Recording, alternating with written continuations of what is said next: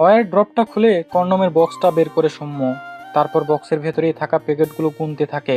1 2 3 4 5 6 7, মোট 7টা কন্ডম রয়েছে বক্সের ভেতরে। সংখ্যাটা তারিখ সহকারে নিজের ডায়েরিতে নোট করে নেয় সৌম্য। তারপর কন্ডমের বক্সটা বন্ধ করে সেটা আগের জায়গায় রেখে দেয়। ঘড়িতে এখন 1টা 27। দুপুর 2টোর মধ্যে ওকে বাড়ি থেকে বেরোতে হবে। বিকেল 5:30টায় ওর ফ্লাইট। এয়ারপোর্টে যাওয়ার আগে একবার অফিসেও ওকে ঘুরে যেতে হবে। বিছানার উপরে লাগেজটা রাখা রয়েছে। ওয়্যারড্রপের পাল্লাটা বন্ধ করে দেয় সৌম্য। তারপর দ্রুত বাকি জামা কাপড়গুলো লাগেজের ভিতরে ঢুকিয়ে নেয়। সবশেষে কন্ডমের হিসেব রাখা ডায়েরিটা লাগেজের ভিতরে ঢুকিয়ে ও লাগেজের চেইনটা বন্ধ করে দেয়।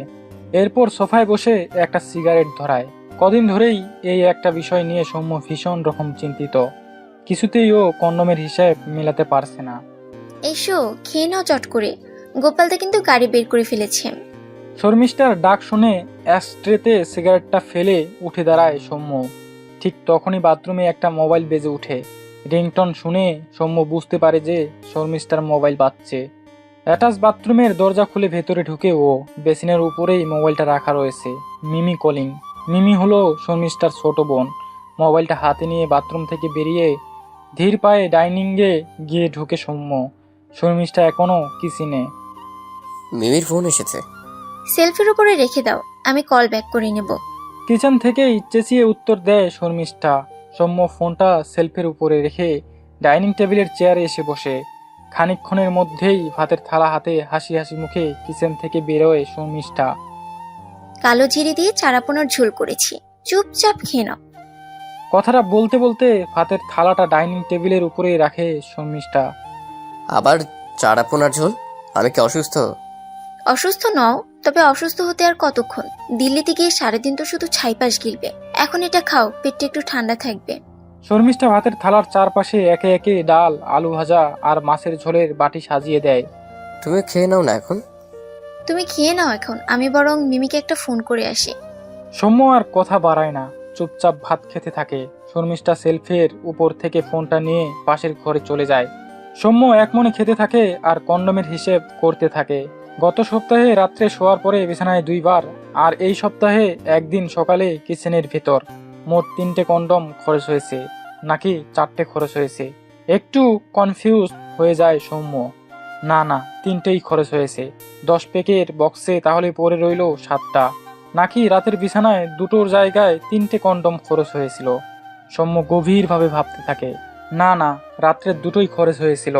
আরেকদিন খরচের কথা মনে করতে পারে না ও। হঠাৎ পাশের ঘর থেকে শর্মিষ্ঠার হাসির আওয়াজ ভেসে এলো। সৌম্য কান পেতে শর্মিষ্ঠার কথা শোনার চেষ্টা করে, কিন্তু কিছু টুকরো হাসির আওয়াজ ছাড়া কিছুই ওর কানে আসে না। শর্মিষ্ঠা বাইরে থেকে দেখতে একদম সাধারণ আটপৌরে মহিলা, কিন্তু আসলে ও তা নয়। ওর বাপের বাড়ি দুর্গাপুরে। পড়াশোনা গ্রাজুয়েশন পর্যন্ত। পড়াশোনায় ও কোনোদিনই খুব একটা মনোযোগী ছিল না, বরং ওর ভালো লাগতো সিনেমা জগতের রংচঙ্গে দুনিয়া। সারাদিন ও সেই নেশাতেই বুঁদ হয়ে থাকতো। সারাদিন আয়নার সামনে দাঁড়িয়ে পর্দার রঙিন নায়িকাদের সাথে ও নিজেকে মিলিয়ে দেখত। নানান কল্পনার রঙে নিজেকে ভাসিয়ে দিত। কিন্তু সেই কল্পনার জগৎ ওর বেশি দিন স্থায়ী হয়নি। গ্র্যাজুয়েশন কমপ্লিট করতেই ওর বিয়ে হয়ে গেল সৌম্যর সাথে।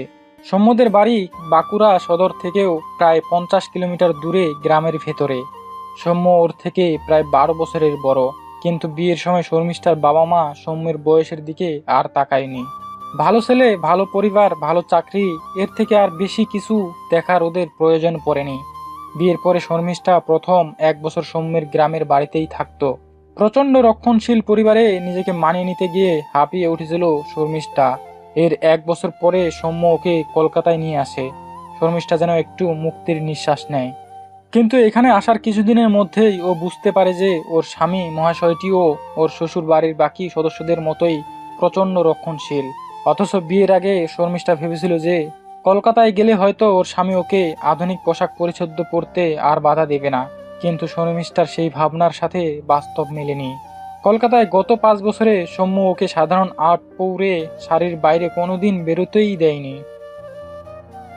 একটু শুনবে? ডাল লাগবে একটু। হ্যাঁ যাই। পাশের ঘর থেকে চিৎকার করে উত্তর দেয় শর্মিষ্ঠা। সৌম্য ভাত খাওয়া থামিয়ে ভ্রু কুঁচকিয়ে ডালের অপেক্ষাতে বসে থাকে। খানিকক্ষণের মধ্যেই শর্মিষ্ঠা এসে উপস্থিত হয়। চুপচাপ কিচেনে ঢুকে হাসি হাসি মুখে সৌম্যের জন্য ডাল নিয়ে আসে। ডাল দিয়ে ভাত মাখতে মাখতে সৌম্য জিজ্ঞাসা করে, কি বললো মিমি? তেমন কিছু না।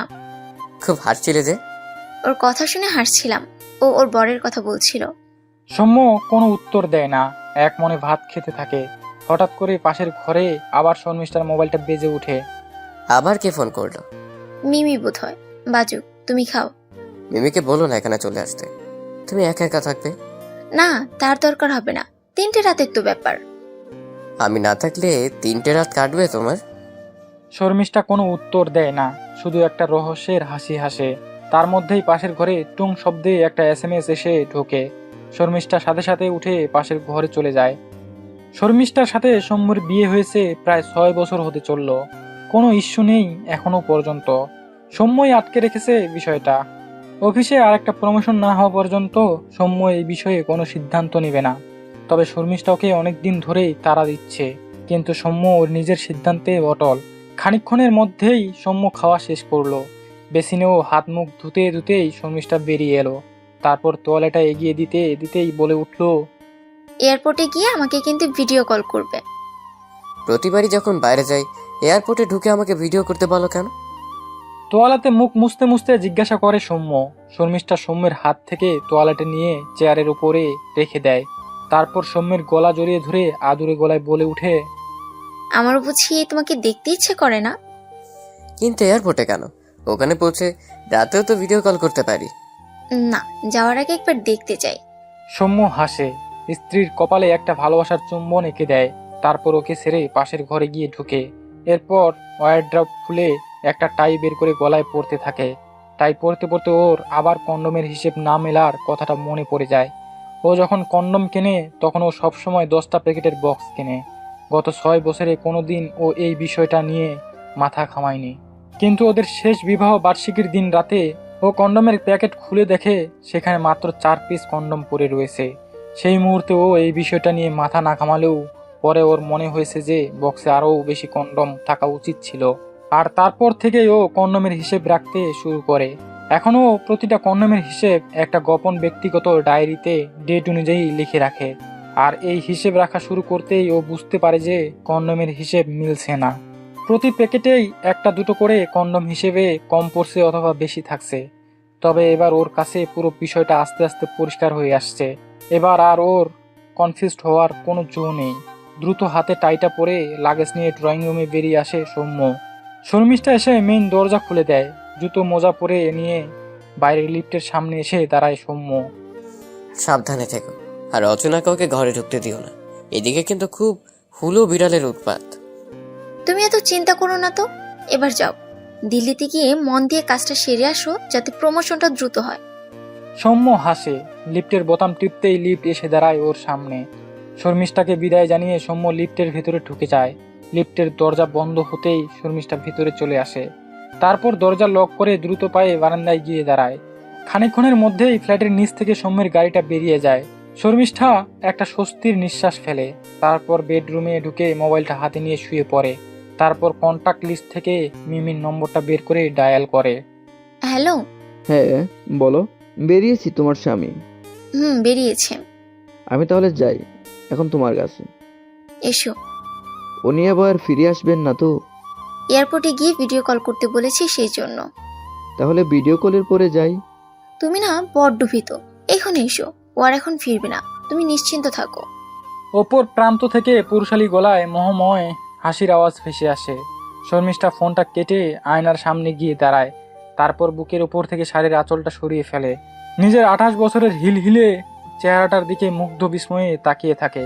তারপরে আট পৌরে শাড়িটা খুলে ঘেন্না ধরে ছুঁড়ে ফেলে দেয় বিছানার উপরে। এরপর খাটের বক্স থেকে বের করে পছন্দের সেই নীল গাউনটা চোখ বন্ধ করে সারা শরীরে সেই গাউনটা বোলাতে থাকে। নিজেকে কল্পনা করে বলিউডের সুন্দরী নায়িকাদের সাথে। কি সিপসিপে শরীর ওর, হিলহিলে কোমর, ঠিক যেন কোনো ফিল্মের নায়িকা। অথচ এই সব কিছুই গ্রাম্য তাঁতের শাড়ির আড়ালে ওকে ঢেকে রাখতে হয়। ওর এই অনন্য সম্পদের কিছুই ও দুনিয়াকে দেখাতে পারে না। এসব ভাবতে ভাবতেই ও নিজের শরীরটা বিছানায় এলিয়ে দেয়। কখন যে চোখটা বুজে আসে ও কিছুই বুঝতে পারে না। হঠাৎ করে মোবাইলটা বেজে উঠতেই ওর তন্দ্রা ভেঙে যায়। লাফিয়ে উঠে মোবাইলটা হাতে নিতেই দেখে সৌম্য কলিং, ভিডিও কল করছে। তার মানে এয়ারপোর্টে পৌঁছে গেছে। ও তাড়াতাড়ি শাড়িটা পরতে থাকে। সৌম্যের ভিডিও কল বেজে বেজে থেমে যায়। শর্মিষ্ঠা ভালোভাবে শাড়িটা পরে নিয়ে মোবাইল হাতে ড্রয়িং রুমে গিয়ে বসে। তারপর সৌম্যকে ভিডিও কল করে। হ্যালো। এত দেরি হলো কেন ফোনটা ধরতে? এই একটু বাথরুমে গেছিলাম। শর্মিষ্ঠা ভালো করে সৌম্যের চারপাশটা দেখতে থাকে। না, এয়ারপোর্টেই ও আছে এখন। নিশ্চিন্ত হয় শর্মিষ্ঠা। তারপর জরুরি কিছু কথা বলে ফোনটা কেটে দেয়। এরপর বেডরুমে গিয়ে গায়ের শাড়িটা খুলে ছুঁড়ে ফেলে দেয়। তারপর পরম যত্নে নীল রঙের ভেলভেটের গাউনটা পরে নেয়।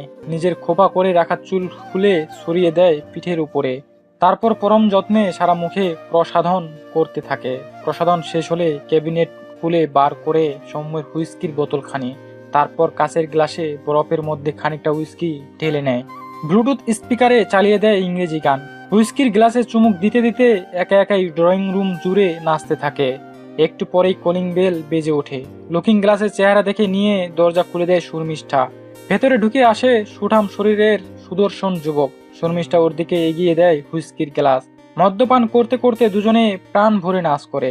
তারপর শর্মিষ্ঠা ওকে নিয়ে বেডরুমে ঢুকে ওয়ার ড্রপ থেকে কন্ডমের বক্সটা বের করে এক পিস কন্ডম এগিয়ে দেয় যুবকটির দিকে। তারপর উদ্দাম শরীরী খেলায় মেতে ওঠে দুজন। সৌম্যের 3 দিন পরে দিল্লি থেকে ফেরার কথা ছিল, কিন্তু অফিসের কাজ মিটে যাওয়াতে পরদিন সকালেই ও কলকাতার ফ্লাইট ধরে। দুপুর 2টো নাগাদ ও নিজের ফ্ল্যাটে ফিরে আসে।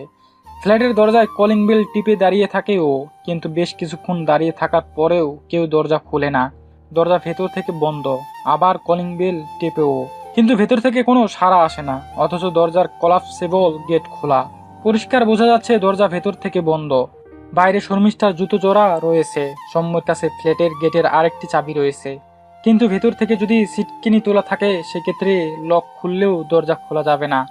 এই রকম ঘটনা আজ পর্যন্ত কোনোদিন হয়নি সৌম্যর সাথে। সৌম্য লাগেজ খুলে ডুপ্লিকেট চাবিটি বের করে। তারপর লক ঘোরাতেই ফ্ল্যাটের দরজা খুলে যায়। সৌম্য দরজা ঠেলে ভেতরে ঢোকে। ভেতরে কেমন যেন একটা থমথমে পরিবেশ। সৌম্য শর্মিষ্ঠার নাম ধরে ডাকে, কিন্তু কেউ সাড়া দেয় না। সৌম্য লাগেজটা ভেতরে ঢুকে বেডরুমে গিয়ে ঢুকে। বেডরুমে ঢুকেই থমকে দাঁড়ায় সৌম্য। খাটের মধ্যে চিত হয়ে পড়ে রয়েছে শর্মিষ্ঠা। পরনে একটা বাংলা তাঁতের শাড়ি। মাথাটা খাট থেকে মাটিতে ঝুলছে। মুখটা হা করে খোলা। খোলা চোখ দুটো ঠিক করে বেরিয়ে এসেছে কোটর থেকে। এক সারি কালো পিঁপড়ে শর্মিষ্ঠার ঠোঁট বেয়ে মুখের ভেতর গিয়ে ঢুকছে। সৌম্য এগিয়ে যায় শর্মিষ্ঠার দিকে। ওর পা দুটো কাঁপছে থরথর করে। বুঝতে পারে শর্মিষ্ঠার দেহে কোনো প্রাণ নেই। পকেট থেকে মোবাইলটা বের করে সৌম্য। তারপর গুগল সার্চ করে কসবা থানার ফোন নম্বরটা বের করে সেখানে ফোন করে। গ্রিনল্যান্ড আবাসনের সামনে ভিড়ে ভিড়াক্কার হয়ে রয়েছে। দুখানা পুলিশের ভ্যান এসে দাঁড়িয়েছে বাড়ির সামনে। আবাসনের ভেতরে ইতিউতি জটলা। সিকিউরিটি গার্ডকে একটা চেয়ারে বসিয়ে জিজ্ঞাসাবাদ করছে পুলিশ। সবার মনে একটাই প্রশ্ন যে এই রকম একজন সাধারণ ঘরোয়া মহিলাকে কে খুন করলো। এর মধ্যেই একটা সাদা রঙের পুলিশি জিপ এসে থামলো আবাসনের বাইরে। নেমে এলেন পুলিশ অফিসার রাজবীর সেনাও। বয়স খুব বেশি হলে 30 থেকে 32। ফর্সা মুখে হালকা অযত্নে বেড়ে ওঠা দাড়ি। উচ্চতা প্রায় 6 ফিট। পেটানো অ্যাথলেটিক চেহারা। স্লিম ফিট আকাশি হাফ শার্ট পুনিয়ের ঠিক উপরে এসে থেমে গেছে। কালো প্যান্ট আর ঝকঝকে পালিশ করা বুট নিয়ে গাড়ি থেকে নেমে দাঁড়ালেন অফিসার স্যাম। সানগ্লাসটা খুলে একবার 4 তলার দিকে দাঁড়ালো। তারপর গট গট করে হেঁটে লিফটে গিয়ে উঠলেন। আসুন স্যার। স্যাম লিফট থেকে নামতেই এগিয়ে এলেন sub inspector Sajid Samaddar. Photographer এসেছে? হ্যাঁ স্যার, বডির ফটো তোলা হয়ে গেছে। ওর হাজবেন্ড কোথায়? বসিয়ে রেখেছি স্যার। আর কোনো আত্মীয় স্বজন? মেয়েটির বাপের বাড়িতে খবর পাঠানো হয়েছে, ওরা আসছে। কোথায় বাড়ি এদের? দুর্গাপুর। কে ফোন করেছিল ওদের? আমি। জামাই বা শ্বশুর বাড়ি সম্বন্ধে ওদের কোনো অভিযোগ আছে? না স্যার, কোনো অভিযোগ নেই। স্যাম ধীর পায়ে ঘরের ভিতরে গিয়ে ঢুকে। ড্রয়িং রুমের সোফায় মাথা নিচু করে বসে আছে সৌম্য। স্যাম খানিকক্ষণ দাঁড়িয়ে সৌম্যকে দেখে, তারপর বেডরুমের ভিতরে ঢুকে যায়। শর্মিষ্ঠার বডি এখনো খাটের উপরে পড়ে আছে। স্যাম বেশ কিছুক্ষণ দাঁড়িয়ে দাঁড়িয়ে মৃতদেহটি দেখতে থাকে। তারপর সমাদ্দারের সাথে কথাবার্তা শুরু করে। কোন জিনিস খোয়া গেছে? মহিলার স্বামীর বয়ান অনুযায়ী কোনো কিছু খোয়া যায়নি। বাড়িতে কাজের লোক কয়টি? সকালে একজন আসে। ওকে থানায় তুলে নিয়ে আসো। ঠিক আছে স্যার, বডি এবার পোস্টমর্টেমে পাঠিয়ে দাও। যেমন আপনি বলবেন। সমাদ্দার ঘর ছেড়ে বেরিয়ে যায়। স্যাম ঘুরে ঘুরে খুঁটিয়ে খুঁটিয়ে ফ্ল্যাটটি দেখতে থাকে। দুটি ছেলে এসে শর্মিষ্ঠার মৃতদেহ নিয়ে চলে যায়। স্যাম বিছানাটা ভালো করে দেখে, তারপর ওয়ার্ড্রপের পাল্লাটা খুলতেই একদম সামনে কন্ডমের প্যাকেটটি চোখে পড়ে। সমাদ্দার, স্যামের ডাক শুনে সমাদ্দার ঘরে এসে ঢোকে। বলুন স্যার। কন্ডোমের প্যাকেটটা সিজ করো। ঠিক আছে স্যার। মৃতার মোবাইল ফোনটা পেয়েছো? হ্যাঁ স্যার, বোর্ডের একদম পাশেই পড়েছিল। স্যাম আশ্চর্য হয়ে সমাদ্দারের দিকে তাকিয়ে থাকে মোবাইলের কথাটা শুনে। আজ সন্ধ্যের মধ্যে কল লিস্ট চাই। হয়ে যাবে স্যার। ঘরের ভেতরে ওয়ার্ড্রপ, একটা ড্রেসিং টেবিল আর একটা খাট রয়েছে। স্যাম মন দিয়ে খুঁটিয়ে সবকিছু পরীক্ষা করতে থাকে। তারপর বেডরুমটা সিল করে দাও, আরো ভালোভাবে সবকিছু পরীক্ষা করার দরকার আছে। বেডরুম থেকে বেরিয়ে বাথরুমে ঢুকলো স্যাম। চারপাশ খুঁটিয়ে দেখতে গিয়ে বেসিনের নিচে একটা ডাস্টবিন চোখে পড়লো। সমাদ্দার বিনটা নিয়ে বাইরে এসো তো। সমাদ্দার ডাস্টবিনটা নিয়ে স্যামের পিছন পিছন বারান্দায় চলে যায়। তারপর মেঝেতে একটা খবরের কাগজ পেতে তার উপরে ডাস্টবিনটা উপর করে হাতে একটা গ্লাভস পরে নিয়ে সমাদ্দার ডাস্টবিনের নোংরা ঘাঁটতে থাকে। নোংরা ঘাঁটতে ঘাঁটতে একটা ব্যবহৃত কন্ডমও তুলে ধরে স্যামের দিকে। স্যাম সাথে সাথে হাঁটু গেড়ে বসে পড়ে মাটিতে। তারপর খুঁটিয়ে কন্ডমটা দেখতে থাকে। ভেতরটা এখনো ভেজা স্যার। তাই তো দেখছি সমাদ্দার, গত 24 ঘন্টার মধ্যে এটা ব্যবহার করা হয়েছে। স্যাম হাতে একটা গ্লাভস পরে নেয়। তারপর কন্ডমটা হাতে নিয়ে নেড়েচেড়ে দেখতে থাকে। খুবই গুরুত্বপূর্ণ এভিডেন্স সমাদ্দার। ভেতরে ফ্লুইডটা কার এটা জানা দরকার। কন্ডমটা সমাদ্দারের হাতে দিয়ে ড্রয়িং রুমে বেরিয়ে আসে স্যাম। সৌম্য তখনও মাথা নিচু করে বসে আছে। স্যাম সৌম্যের উল্টো দিকের সোফাতে গিয়ে বসে। Hello mister Sen. সৌম্য চোখ তুলে তাকায় স্যামের দিকে। হ্যালো। স্যাম খানিকক্ষণ তাকিয়ে থাকে সৌম্যর দিকে, তারপর বলে, আপনি কখন দেখলেন বডিটা? দুপুর 2টো হবে তখন। কোথায় গিয়েছিলেন? দিল্লি থেকে ফিরলাম আজ। কবে গিয়েছিলেন? গতকাল বিকেল 5টার ফ্লাইট ছিল। আজ কলকাতায় কখন নামলেন ফ্লাইট থেকে? সকাল 9টা। এখানে তাহলে 2টো এলেন কেন? খুব ইম্পর্টেন্ট অফিসিয়াল কাজ ছিল, তাই এয়ারপোর্টে নামার পরে প্রথমে সোজা অফিসে চলে যাই। তারপর সমস্ত কাজ শেষ করে দুপুর 1টা নাগাদ অফিস থেকে বেরোই। তারপর বাড়িতে এসে দেখি এই দৃশ্য। কথাগুলো বলতে বলতে সৌম্যর চোখ দুটো ছলছল করে উঠে। আপনি কি এরকম প্রায় বাইরে যান?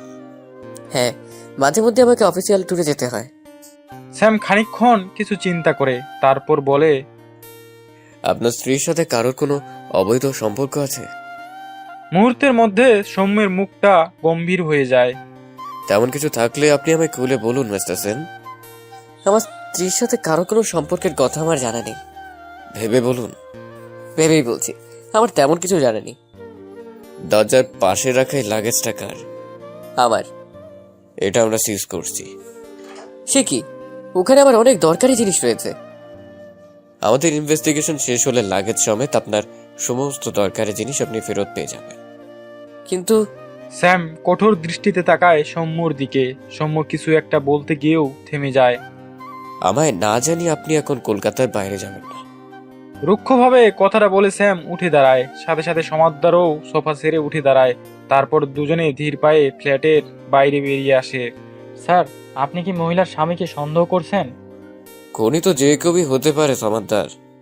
তা ঠিক, কিন্তু খুনের মোটিভ কি হতে পারে স্যার? চুরি ডাকাতি যে খুনের মোটিভ নয় সেটা মোটামুটি বোঝা যাচ্ছে। এমনও তো হতে পারে যে ডাকাতি করতে এসে বাধা পেয়ে খুন করে ফেলেছে। সেক্ষেত্রে ঘরে ধস্তাধস্তির চিহ্ন থাকতো। চেনা কেউ যদি ভয় পেয়ে খুন করে থাকে, তবে খুনের সাথে সাথে ওরা পালাবে। যাওয়ার আগে ধস্তাধস্তির চিহ্নগুলোও তো মুছে দিয়ে যেতে পারে। সেরকম ঠান্ডা মাথার খুনি হলে চিহ্ন মোছার পরে মূল্যবান জিনিসপত্র সাথে নিয়ে যেত। ঘরের ভেতরে কিন্তু প্রচুর দামি দামি সামগ্রী রয়েছে। তার মানে বলছেন যে চুরি মোটিভ না? সম্ভবত তাই। কাজের লোকটিকে থানায় তুলে এনে জেরা করলে আরো নিশ্চিত হওয়া যাবে। লিফটে করে ওরা একতলায় নেমে আসে। ওরা নামার সাথে সাথে মর্গের ভ্যানটি স্টার্ট দিয়ে দিল। স্যাম সেই দিকে একবার তাকিয়ে নিজের গাড়ির দিকে এলো। মহিলার হাজবেন্ডের যাবতীয় ডিটেইল আমার চাই সমাচার। আরো দিল্লি যাওয়া আসার যে ফ্লাইট ডিটেইল দিল সেটা মিলিয়ে দেখো। দিল্লিতে গিয়ে কোনো হোটেলে ছিল, চেক ইন চেক আউট সব ডিটেইল চাই। হোটেলেও যে রুমে ছিল সেই রুমের সামনের সিসিটিভি ফুটেজ চাই। আজ সকালে কলকাতা ফেরার পরে ঠিক কয়টার সময় ও অফিসে ঢুকেছিল, কখন অফিস থেকে বেরিয়েছে, তার একদম সঠিক তথ্য আমার চাই। ওকে স্যার, সিসিটিভি ফুটেজ ছাড়া বাকি সব তথ্য আজ সন্ধ্যের মধ্যেই পেয়ে যাবেন। গুড। আর একটা কথা, কন্ডোমের ভেতরে যে ফ্লুইডটা রয়েছে সেটা মিস্টার সেনের কিনা এবং সেই কন্ডোম মৃত মহিলার শরীরে প্রবেশ করানো হয়েছিল কিনা তার নিখুঁত তথ্য চাই। ভদ্রমহিলার স্বামীর তাহলে মেডিকেল টেস্ট করাতে হবে। করাও। যদি রাজি না হয়, এইরকম একটা সেনসিটিভ টেস্ট জোর করে রাজি করাও। যদি এর বিরুদ্ধে কোর্টে মুভ করে? আমরা কোর্টকে জানাবো যে কেন এই টেস্টটা এতটা জরুরি। ঠিক আছে স্যার। আর হ্যাঁ, সিকিউরিটি গার্ডকে রেজিস্টার সমেত থানায় তুলে নিয়ে আসা এখন। ঠিক আছে স্যার। স্যাম গাড়িতে উঠতেই সিকিউরিটি গার্ডটিকে ধরে পেছনের পুলিশ ভ্যানে তোলা হলো। জানালার কাছ নামিয়ে স্যাম একটা সিগারেট ধরালো, গোল্ড ফ্লেক কিং সাইজ। সাধারণত স্যাম স্মোক করে না, কিন্তু ওর পকেটে সবসময় এক প্যাকেট গোল্ড ফ্লেক থাকে। যখনই ও কোনো গভীর চিন্তার জগতে প্রবেশ করে, তখনই ওর সঙ্গী এই সিগারেটের প্যাকেটটি হয়। সিগারেটটা ধরিয়ে আস্তে আস্তে ধোঁয়া ছাড়তে থাকে স্যাম। সানগ্লাসের ভেতর থেকে এক মনে সেই ধোঁয়ার দিকে তাকিয়ে থাকে ও। ঢুকে পড়ে খুনের কিনারার জটিল তত্ত্বে। পোস্টমর্টেম রিপোর্ট এখনো আসেনি, তবে স্যামের অভিজ্ঞতা থেকে মনে হয়েছে যে এটি হয়তো বালিশ চাপা দিয়ে খুন। গলা টিপে হত্যা করলে মৃতদেহের জিভ বাইরে বেরিয়ে আসতো। এখানে জিভ মৃতদেহের মুখের ভিতরেই রয়েছে, চোখ দুটো ঠিকরে বাইরে বেরিয়ে এসেছে। সাধারণত বালিশ বা ওই ধরনের কিছু চাপা দিয়ে খুন করলে এই রকম দেখা যায়। আর মৃতদেহের চেহারা দেখে বোঝা যাচ্ছে যে খুন হয়েছে 7-8 ঘন্টার মধ্যে। গতকাল খুন হওয়া বডি এটি নয়। স্যামের গাড়ির পেছন পেছন পুলিশ ভ্যানটাও আসছে। সিকিউরিটিকে জেরা করলে হয়তো অনেক তথ্য পাওয়া যাবে। আর বিশেষ কিছু ভাবতে চায় না স্যাম, একদম সহজ কেস। রিপোর্টগুলো হাতে পেলেই কেসটাও সমাধান করে ফেলবে। বরং এর চেয়ে অনেক বেশি কঠিন ছিল বড়বাজার থানার শিশু হত্যার সমাধান করা। কসবা বাইপাস কানেক্টর ধরে গাড়ি কসবা থানার সামনে এসে থামলো। স্যাম দ্রুত দরজা খুলে বেরিয়ে এলো। স্যামের গাড়ির ঠিক পিছনেই পুলিশ ভ্যানটা এসে থামলো। সেখান থেকে সিকিউরিটি গার্ডটিকে টেনে নামানো হলো। সেই দিকে একবার তাকিয়েই স্যাম থানার ভেতরে ঢুকে গেল। সিঁড়ি দিয়ে দোতলায় উঠে ডান দিকেই গেলেই স্যামের কেবিন। নিজের কেবিনের দরজায় তালা মারার অভ্যাস স্যামের কোনোদিনই নেই, আজকেও খোলা। দরজা ঠেলে স্যাম কেবিনের ভেতরে ঢুকে গেল। লাইট সকাল থেকেই জ্বলছে। ফ্যান চালিয়ে দিয়ে চেয়ারে গিয়ে বসলো স্যাম। আর ঠিক পিছন পিছন সমাদদার সিকিউরিটি গার্ডটিকে নিয়ে স্যামের কেবিনে এসে ঢুকলো। সিকিউরিটিকে দেখে স্যাম সানগ্লাসটা খুলে টেবিলের উপরে রাখলো। তারপর চোখের ইশারা করতেই সিকিউরিটির ছেলেটি চেয়ারে গিয়ে বসলো। পাশের চেয়ারটিতে সমাদদার বসলো। ছেলেটির বয়স 27-28 হবে। গ্রাম্য সাধারণ চেহারা, কিন্তু চোখ দুটি খুব চঞ্চল। স্যামের কেবিনে ঢোকার সাথেই কেবিনের চারপাশে একবার চোখ বুলিয়ে নিল। রেজিস্টার খাটাতে দিন। ছেলেটি একটি রেজিস্টার খাতা স্যামের দিকে এগিয়ে দেয়। স্যাম পাতা উল্টাতে থাকে। খানিকক্ষণের মধ্যেই স্যামের মুখটা কঠোর হয়ে ওঠে। জানুয়ারির পরে আর রেজিস্টার মেনটেন হয়নি কেন? ছেলেটি চুপ করে থাকে। কি জিজ্ঞাসা করছি আপনাকে, জানুয়ারির পরে আর রেজিস্টার মেনটেন করা হয়নি কেন? আগে কাজে গাফিলতি। কাজে গাফিলতি না ইচ্ছাকৃত? আগে গাফিলতি। এই ফ্ল্যাট বাড়িতে সবার সাথে সবার ঝামেলা। কেউ আর রেজিস্টার দেখতে চাইতো না, তাই আমিও লিখতাম না। সিকিউরিটি রুমের চাবি দাও।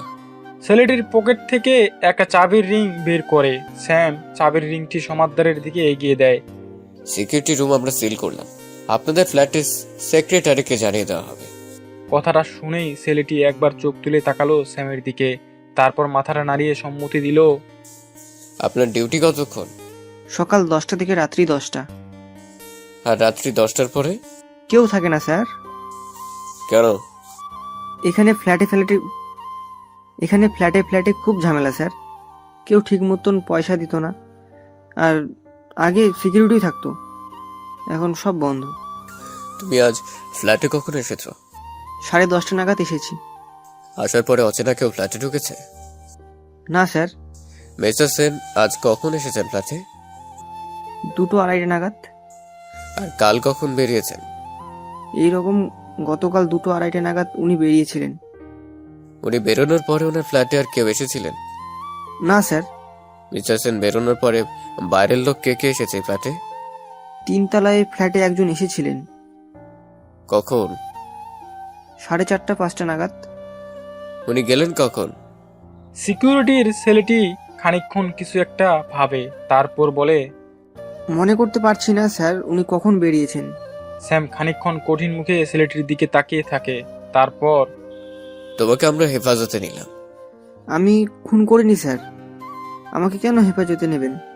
স্যাম কোনো উত্তর দেয় না। সমাদদার চেয়ার ছেড়ে উঠে দাঁড়ায়। তারপর সিকিউরিটি ছেলেটির কলার ধরে ওকে টেনে তুলে। ছেলেটি চিৎকার করতে থাকে। স্যার আমি খুন করিনি, আমি খুন করিনি। স্যাম উঠে দাঁড়ায়। তারপর ছেলেটির চুলের মুঠি ধরে হিস হিসে গলায় বলে উঠে, ফ্ল্যাটের নিরাপত্তার দায়িত্বে ছিলে তুমি, কিন্তু নিজের দায়িত্ব ঠিক মতন তুমি পালন করনি। তুমি যদি সজাগ থাকতে তাহলে হয়তো এই খুনটা হতো না। কথাটা বলেই স্যাম ঘর ছেড়ে বেরিয়ে যায়। সমাদদার টানতে টানতে ছেলেটিকে চালান ঘরের দিকে নিয়ে যায়। স্যাম দোতলার করিডোরের দিকে হাঁটা লাগায়। ধীর পায়ে করিডোরে এসে দাঁড়িয়ে একটা সিগারেট ধরায়। নিচ দিয়ে অসংখ্য গাড়ি বাইপাসের দিকে ছুটে চলেছে। সিগারেট খেতে খেতে এক মনে কেসটা নিয়ে ভাবতে থাকে স্যাম। ঠিক তখনই সজিত সমাদদার পিছনে এসে দাঁড়ায়। একটা কথা ছিল স্যার। কি? কাজের মেয়েটি বাড়ি ছেড়ে পালিয়েছে। সে কি? ওকে তুলে আনতে সাব ইন্সপেক্টর অসিত মালকে পাঠিয়েছিলাম, ও ফিরে এসেছে। কি বললো অসিত মাল? মেয়েটা কাকলিয়া বস্তিতে থাকতো স্যার, দরজায় তালা মারা। খোঁজ নিয়ে জানা গেছে সকালে কাজে বেরিয়েছিল, কিন্তু খুব দ্রুত কাজ থেকে ফিরে আসে। তারপর আবার হন্তদন্ত হয়ে বেরিয়ে যায়। বেরোনোর সময় কাঁধে একটা ব্যাগ ছিল। একজনকে বলে গেছে যে নবদ্বীপ যাচ্ছে ওর মাসির বাড়ি। ওর মাসি নাকি গুরুতর অসুস্থ। হঠাৎ ফোন এসেছে, তাই তাড়াহুড়ো করে ওকে যেতে হচ্ছে। বয়স কত মেয়েটির? 27-28 হবে, স্বামী পরিত্যক্তা। স্যাম সিগারেটে একটা গভীর টান দেয়। সৌম্য বলছে কিছু চুরি হয়নি, অথচ কাজের মেয়েটি আজ সকাল থেকেই গায়েব। পুরো বিষয়টা এবার গোলমেলে ঠেকছে। যতটা সহজ মনে হচ্ছিল, কেসটা ততটা সহজ নয়। সামাদ্দার, বলুন স্যার। মোবাইলটা কি ফরেন্সিকে পাঠানো হয়েছে? এই এক্ষুনি পাঠাবো স্যার। তার আগে মোবাইলটা নিয়ে একবার আমার কেবিনে আসুন। ঠিক আছে স্যার। সন্ধ্যে 6টার মধ্যে কিন্তু আমার কল ডিটেল চাই। হ্যাঁ স্যার, ওটা পেয়ে যাবেন। ফটোগ্রাফারকে ডেড বডির ছবি তুলেছে, সেগুলো পেন ড্রাইভে ভরে দিয়েছে? হ্যাঁ স্যার, অনেকক্ষণ আগেই। গুড। মোবাইলের সাথে সেই পেন ড্রাইভটাও নিয়ে আসুন। Okay sir. স্যাম ওর কেবিনে ঢুকে কম্পিউটার অন করে দেয়। পেছন পেছন সমাদ্রও মোবাইলটা নিয়ে ঘরে এসে ঢোকে। স্যাম হাতে একটা গ্লাভস পরে নেয়। তারপর প্লাস্টিকের সিল করা প্যাকেট থেকে মোবাইলটা বের করে, তারপর পাশের বোতামটা টিপে মোবাইলটা অন করে। মোবাইলটার ঠিক বডির কোথায় পড়েছিল?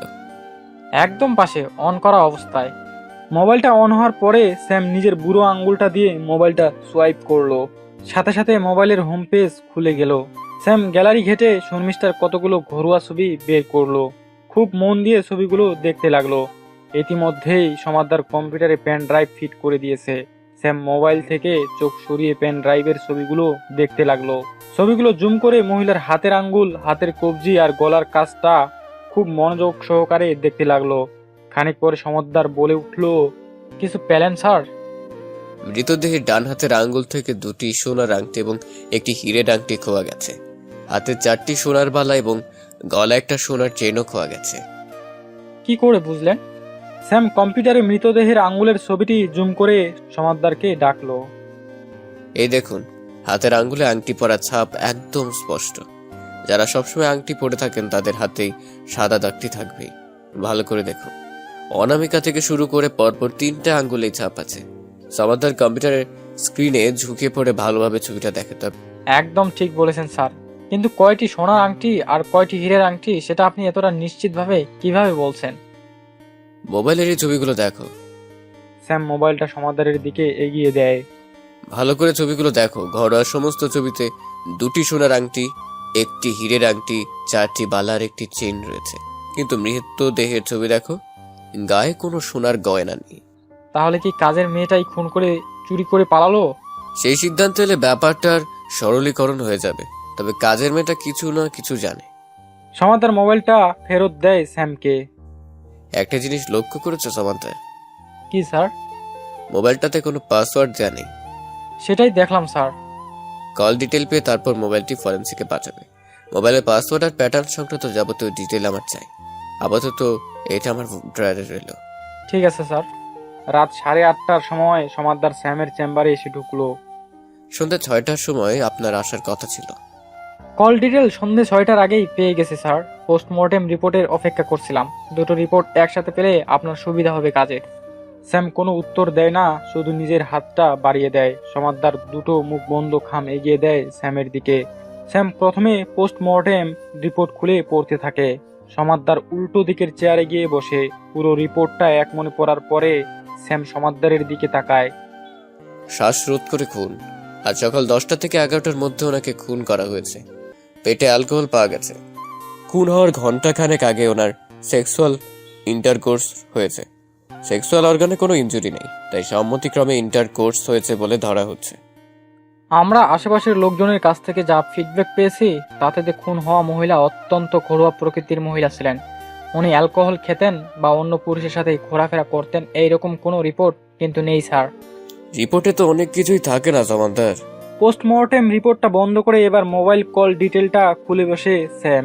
খুব মন দিয়ে রিপোর্টটা দেখতে থাকে স্যাম। তারপর পেন দিয়ে নম্বরগুলোতে গোল গোল দাগ দিতে থাকে। একটা বিশেষ নম্বরে গত 30 দিনে রোজ দুপুরে ফোন গেছে।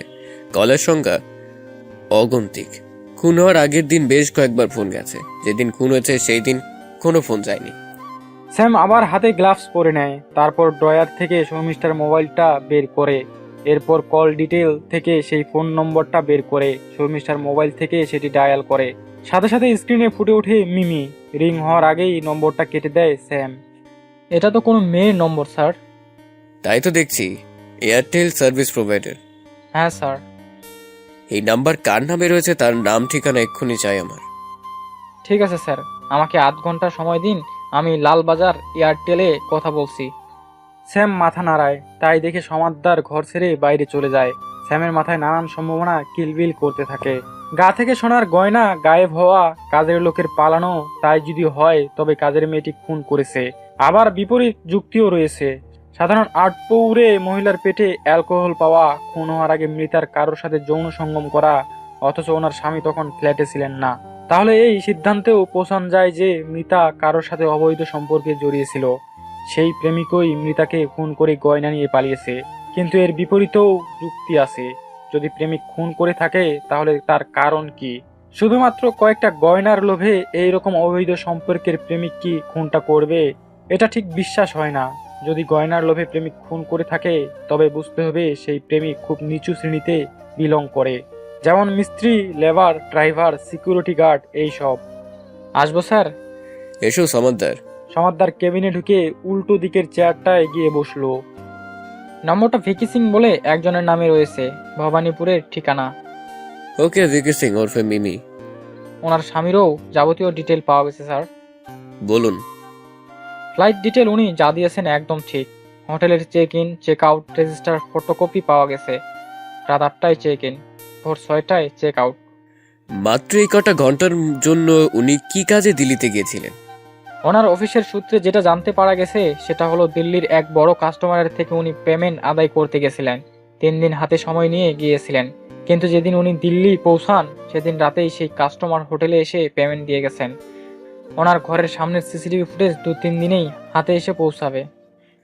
ওনার ফ্লাইট কলকাতায় কখন ল্যান্ড করেছে? সকাল 9টার সময়। অফিসে কখন ঢোকেন? নিউ টাউনে ওনার অফিস। 9:30টার সময় সেদিন উনি অফিসে ঢোকেন এবং দুপুর 1টার সময় উনি অফিস থেকে বেরোন। বায়োমেট্রিক রেকর্ড তাই বলছে।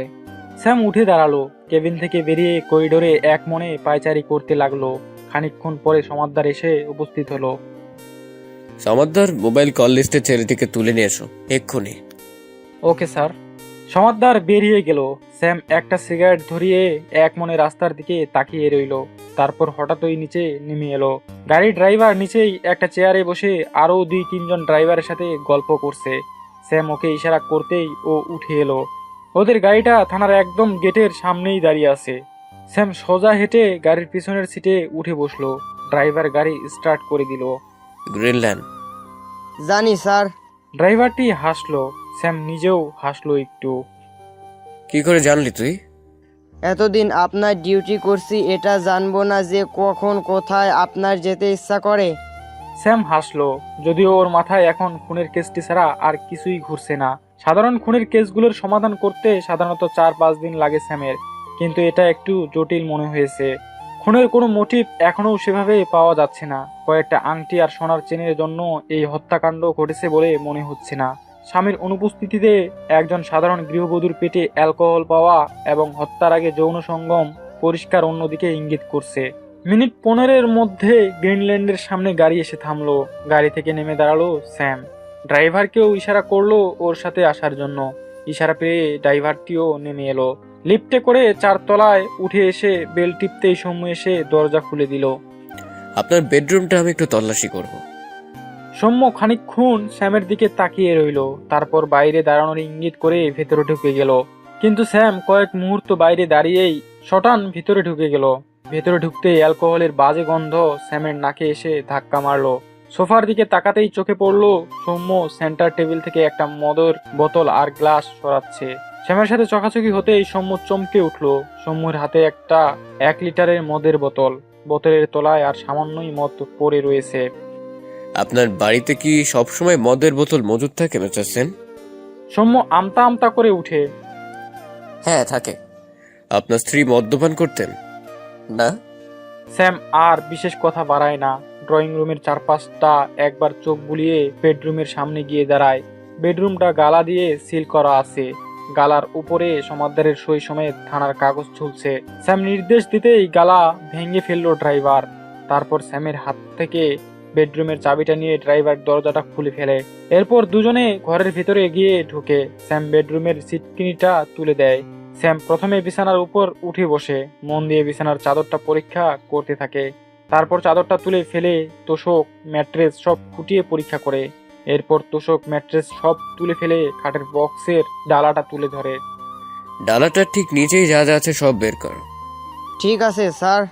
ড্রাইভার ডালার ঠিক নিচে হাত দিতেই সেই নীল রঙের গাউনটা বেরিয়ে এলো। তারপরেই একটা জিন্স আর একটা স্লিপলেস টপ বেরিয়ে এলো। আর বার করিস না। স্যাম গাউনটা নিয়ে নিজের নাকের সামনে ধরলো। মহিলাদের কসমেটিক্সের মিশ্রিত গন্ধ নাকে এলো। এরপর স্যাম গাউনটির বিভিন্ন অংশ নাকের সামনে ধরতে লাগলো। গাউনটির বুকের কাছে হালকা একটা জেন্টস পারফিউমের গন্ধ পাওয়া গেল। এরপর ড্রেসিং টেবিলের পাল্লা খুলে স্যাম একটা লেডিস পারফিউম ছাড়া আর কোনো পারফিউম চোখে পড়লো না।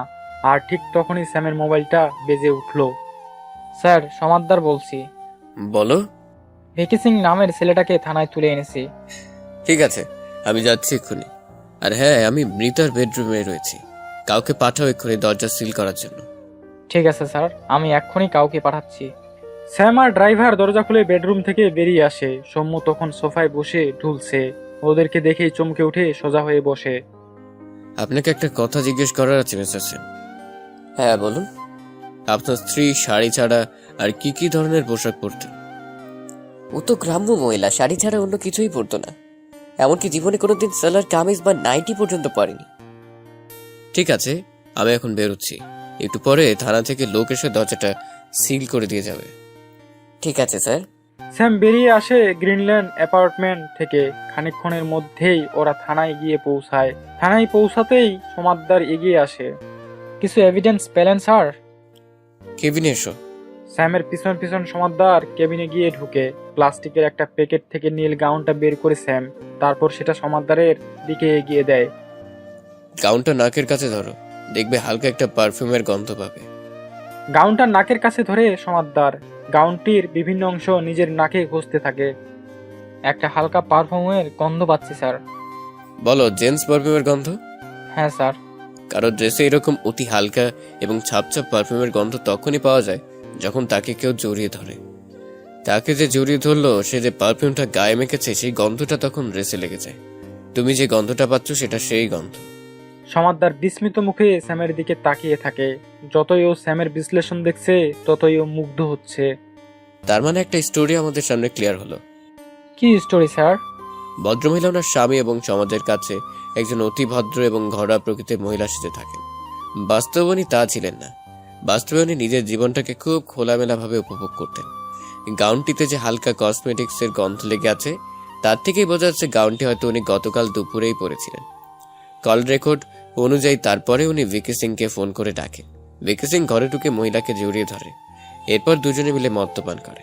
কিন্তু স্যার, সিকিউরিটির বয়ান অনুযায়ী মিস্টার সেন চলে যাওয়ার পরে ওনার ফ্ল্যাটে কেউ আসেনি। অন্য ফ্ল্যাটে তো এসেছে। হ্যাঁ, সেই বয়ান দিয়েছে। অন্য ফ্ল্যাটে যাওয়ার নাম করে যদি ভিকি সিং মৃতার ফ্ল্যাটে আসে, সেটা সিকিউরিটির পক্ষে বোঝা সম্ভব নয়। ঠিক বলেছেন স্যার। এছাড়া সিকিউরিটি ঢুকতে দেখলেও কাউকে বেরোতে দেখেনি। তার মানে ভিকি সিং রাতভর ফ্ল্যাটেই ছিল। সকালে ওরা সেক্স করে, এরপর ভিকি সিং খুনটা করে ফ্ল্যাট ছেড়ে পালায়, এবং সেটা 10:30টায় সিকিউরিটি আসার আগেই। ব্যাপারটা এতটাও সরল নয় সমাদার, কারণ মৃতার পরনে তাঁতের শাড়ি ছিল। আমার যতদূর অনুমান, ভিকি বাড়িতে থাকতেও তাঁতের শাড়িটা পরেনি। প্রেমিকের সামনেও আধুনিক সাজগোজেই থাকবে, এটাই স্বাভাবিক। ভিকি বেরিয়ে যাওয়ার পরেও শাড়িটা পরেছে। তার মানে বলতে চাইছেন যে ভিকি বেরিয়ে যাওয়ার পরে খুনটা হয়েছে? হয়তো বা নয়। সমাদদার চুপ করে বসে ভাবতে থাকে। স্যাম একটা সিগারেট ধরায়, তারপর বলে, ভিকি সিংকে নিয়ে আসো। মাথা ঝাঁকিয়ে চিন্তিত মনে বেরিয়ে যায় সমাদদার। কেবিনটা সিগারেটের ধোঁয়ায় ভরে উঠে। খানিকক্ষণের মধ্যেই ভিকি সিংকে নিয়ে সমাদদার এসে উপস্থিত হয়। 30-31 বছর বয়সের তরতাজা যুবক, ফুল স্লিভ জামা কোনই পর্যন্ত গোটান, বুকের দুটো বোতাম খোলা, সেখান দিয়ে লোমশ বুক উকি মারছে। কায়দা করে কাটা ঝাঁকড়া চুল মনে করিয়ে দিচ্ছে যে ছেলেটি অত্যন্ত শৌখিন প্রকৃতির, এবং পকেটে পয়সাও যথেষ্টই রয়েছে। ছেলেটি কেবিনে ঢুকতেই সিগারেটের ধোঁয়াকে ছাপিয়ে ভুরভুর করে পারফিউমের গন্ধ ছাপিয়ে উঠল। স্যাম এক মনে চোখ বন্ধ করে পারফিউমের গন্ধটা মেলানোর চেষ্টা করলো। সমাদদার আর ভিকি সিং দুজনেই স্যামের চোখ খোলার অপেক্ষাতে দাঁড়িয়ে রইল। খানিকক্ষণ পরে স্যাম চোখ খুলে দুজনকেই বসতে নির্দেশ দিল। স্যাম কঠিন মুখে খানিকক্ষণ ভিকি সিং এর দিকে তাকিয়ে রইল। ভিকি সিং মাথা নিচু করে চুপচাপ বসে রইল। বেশ খানিকক্ষণ এভাবেই কেটে গেল। অবশেষে স্যাম প্রথমে মুখ খুলল। শর্মিষ্ঠা দেবীকে কতদিন চেনেন আপনি? ছেলেটি চুপ করে বসে থাকে। দেখুন, ভালো মুখে আপনাকে জিজ্ঞেস করছি, সব রকম সহযোগিতা করুন, নাহলে আপনাকে অ্যারেস্ট করে আমরা আপনাকে জেরা করব। সে অভিজ্ঞতা কিন্তু আপনার ভালো হবে না। না না, আমি সব রকম সহযোগিতা করব আপনাকে। গুড। আপনি জানলেন কিভাবে যে শর্মিষ্ঠা দেবী খুন হয়েছে? ওই বাড়ির 3 তলায় আমার বন্ধু সাগর থাকে। ওই আমাকে ফোন করে খবরটা দেয়। শর্মিষ্ঠা দেবীর সাথে আপনার আলাপ কিভাবে হয়েছিল? সাগরের বাড়িতে একটা অনুষ্ঠান ছিল, সেই অনুষ্ঠানে আমি এবং সমৃষ্ঠা দুজনেই আমন্ত্রিত ছিলাম। ওখানেই আমাদের আলাপ। স্যাম চুপ করে খানিকক্ষণ কিছু একটা ভাবে, তারপর বলে, সাগর ফোন করে কি বলেছিল আপনাকে? সমৃষ্ঠা খুন হয়েছে, আমি যেন কলকাতা ছেড়ে পালাই। কেন পালিয়ে যেতে বললো কেন?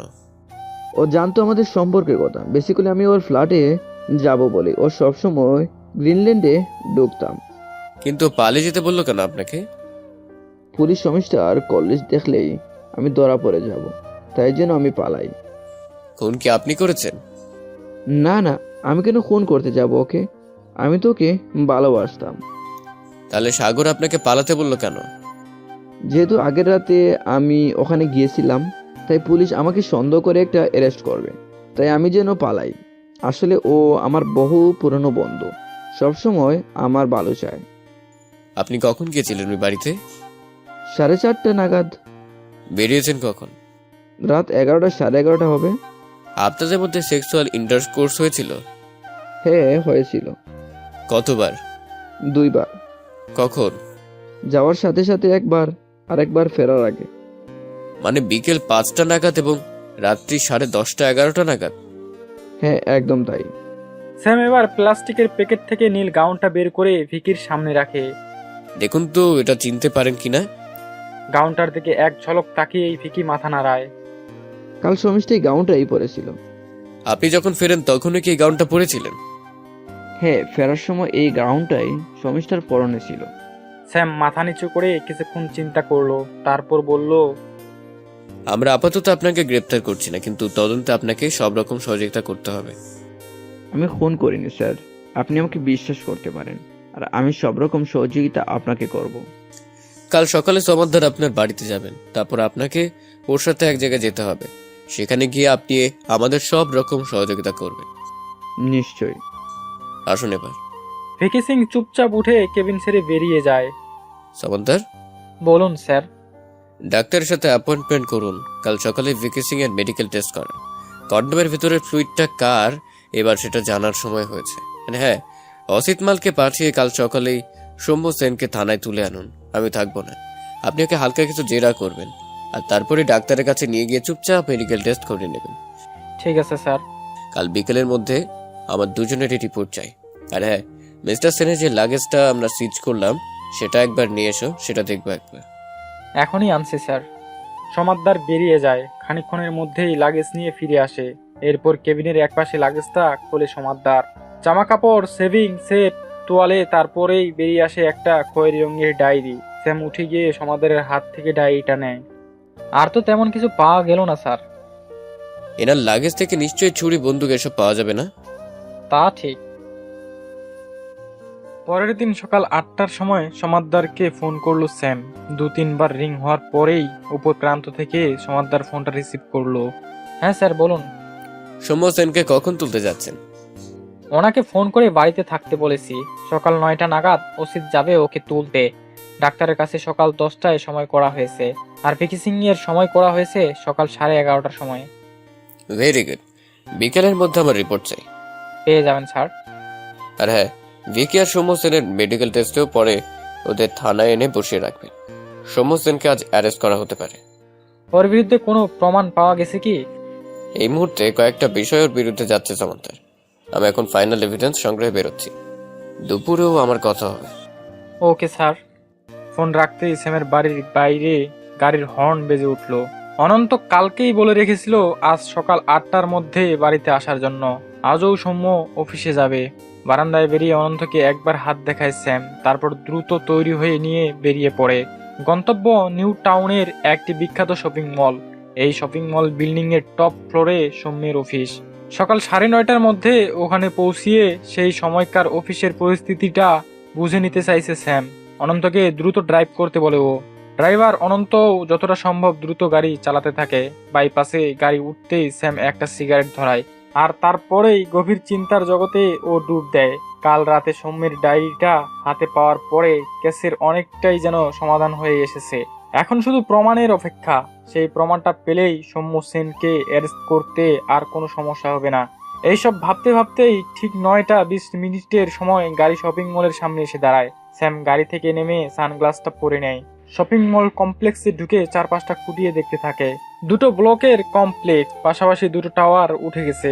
একটা টাওয়ারে শপিং কমপ্লেক্স, আর একটা টাওয়ারে শুধু নানা কোম্পানির অফিস। দুটো টাওয়ারের টপ ফ্লোর ব্রিজের মতন করে জোড়া রয়েছে, যাতে একটি টাওয়ার থেকে আরেকটি টাওয়ারে চলে যাওয়া যায়। পুরো কমপ্লেক্সটা সিসিটিভিতে মোড়া।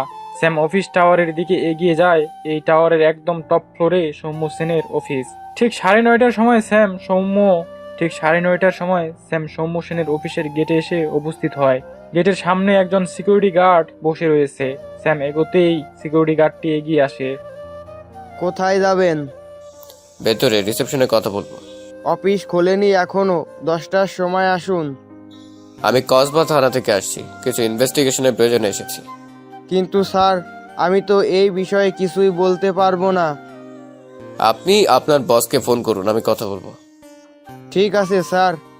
সিকিউরিটির ছেলেটি ফোনে ওর বসকে ধরে। হ্যালো। হ্যালো, আমি রাজবীর সোনাল বলছি, কসবা থানা। হ্যাঁ স্যার বলুন। আপনি জানেন যে সৌম্য সেনের স্ত্রী মার্ডার হয়েছেন? হ্যাঁ স্যার জানি। আমাদের থানা থেকে গতকালই একজন অফিসার এসেছিলেন সৌম্যর ব্যাপারে খোঁজ খবর নিতে। ওনাকে আমরা সব রকম সহযোগিতা করেছি। সহযোগিতা না করলে আপনাদেরও বিপদ হতে পারে। এনিওয়ে, আমি আপনাদের অফিসটা একটু ঘুরে দেখবো, এবং মিস্টার সেনের কাজের জায়গাটা আমাকে সার্চ করে দেখতে হবে।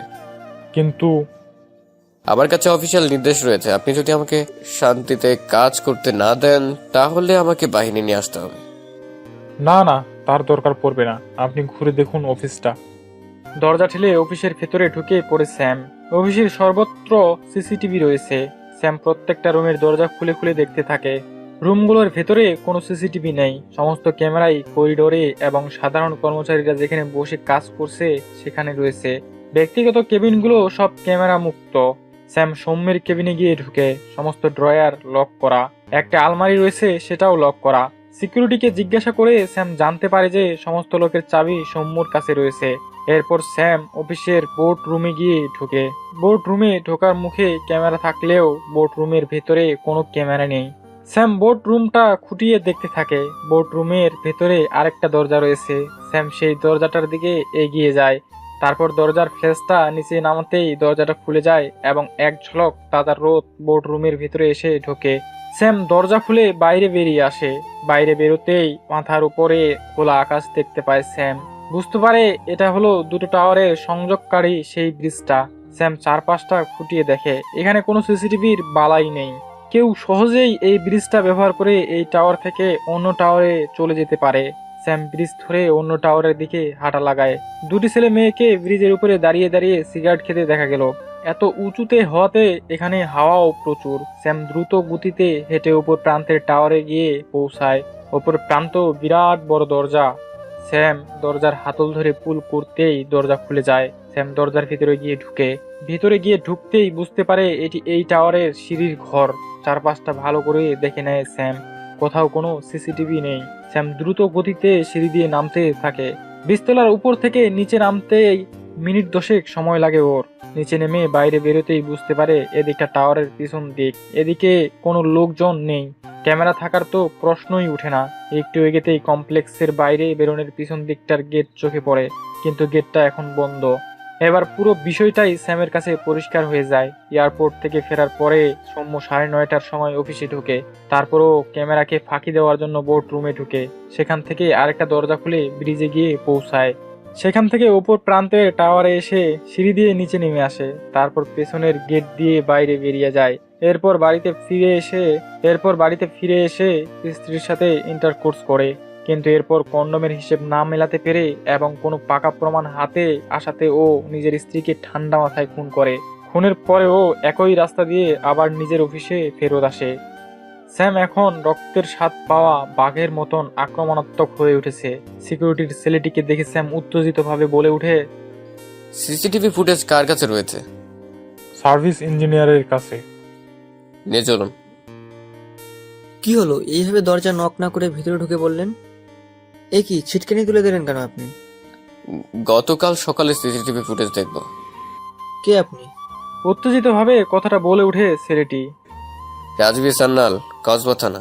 ছেলেটি খানিকক্ষণ তাকিয়ে থাকে স্যামের দিকে, তারপর অত্যন্ত রুক্ষ স্বরে বলে উঠে, ওভাবে সিসিটিভি ফুটেজ দেওয়া যাবে না। হায়ার অথরিটির কাছে অ্যাপ্লাই করুন। ওরা আমাকে নির্দেশ দিলে তবেই আমি ফুটেজ দিতে পারবো। আমার হাতে অত সময় নেই ইঞ্জিনিয়ার। সময় নিয়ে আসুন। আর বেশি সময় দিলে ফুটেজ নষ্ট করে ফেলা হতে পারে। ফুটেজ আমার এক্ষুনি চাই। মগের মুল্লুক নাকি? যান, বেরোন এখান থেকে। মুহূর্তের মধ্যে স্যামের চোয়াল দুটো শক্ত হয়ে ওঠে। ও ছেলেটির চেয়ারের পাশে গিয়ে দাঁড়ায়। তারপর এক বিশাল লাথি বসিয়ে দেয় চেয়ারটির গায়ে। চেয়ার সমেত ছেলেটি ছিটকে পড়ে 4-5 হাত দূরে। স্যাম সাথে সাথে পকেট থেকে নিজের সার্ভিস পিস্তলটি বের করে। তারপর ছেলেটির কলার টেনে তুলে ওর মাথায় সেই পিস্তলটি ঠেকায়। চুপচাপ ফুটেজ দেখাবি তুই, না হলে এখানে তোর খুলি উড়িয়ে দিব আমি। আমার নাম রাজবীর সান্যাল।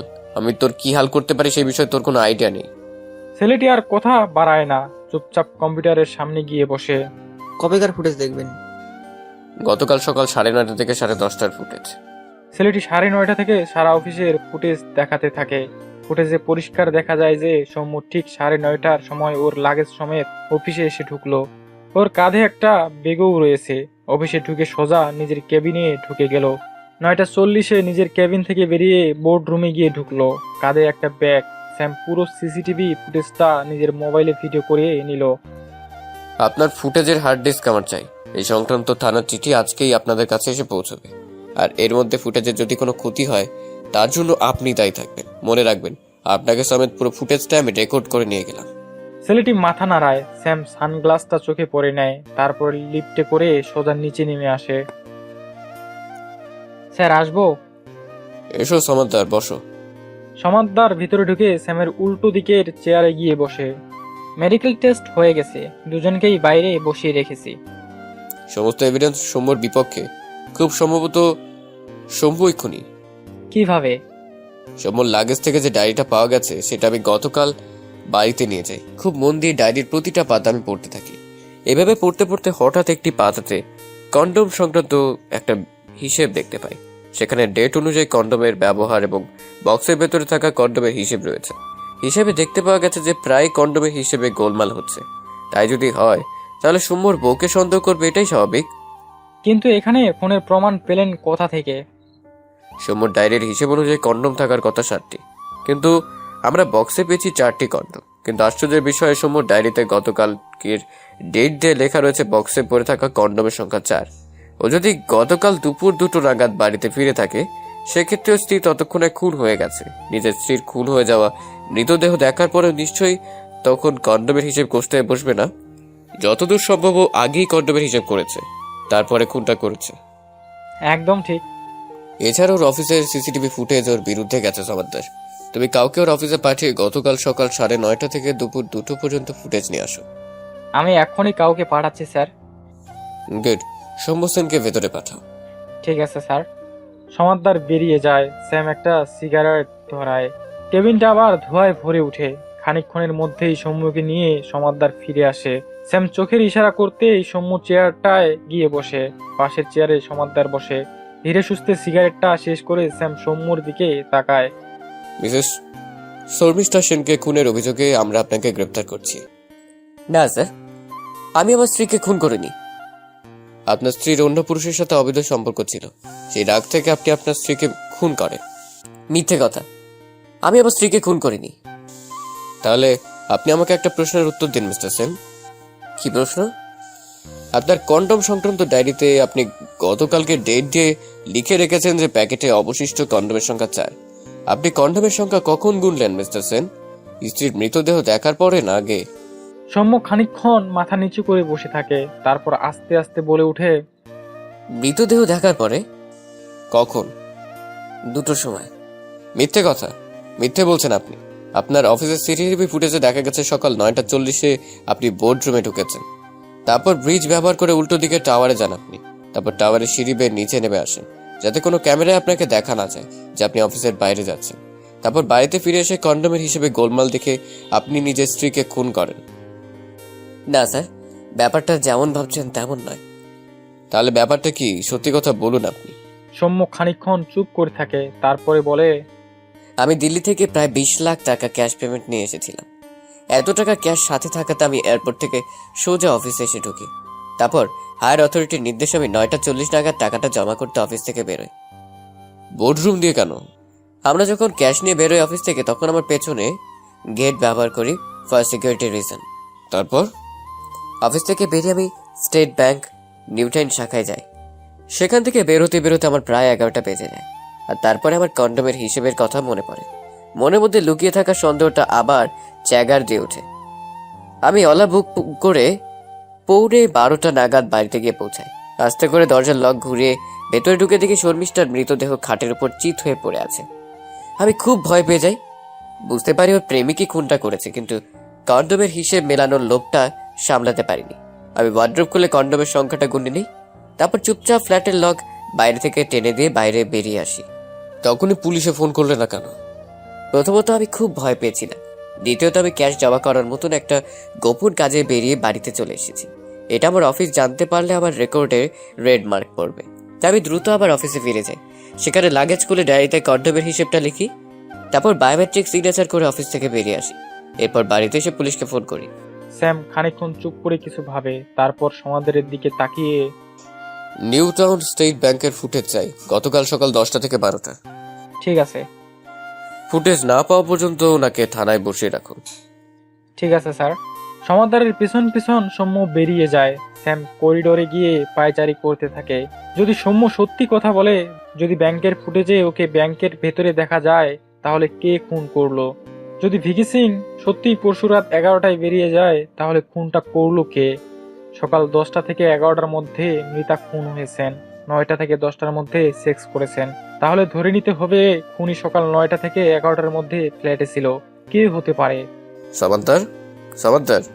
স্যামের চিৎকারে সমাদদার ছুটে আসে। বলুন স্যার। ভিকি সিংকে নিয়ে আসুন। কথাটা বলেই স্যাম দ্রুত পায়ে নিজের কেবিনে এসে উপস্থিত হয়। খানিকক্ষণের মধ্যেই ভিকি সিং কেবিনে এসে উপস্থিত হয়।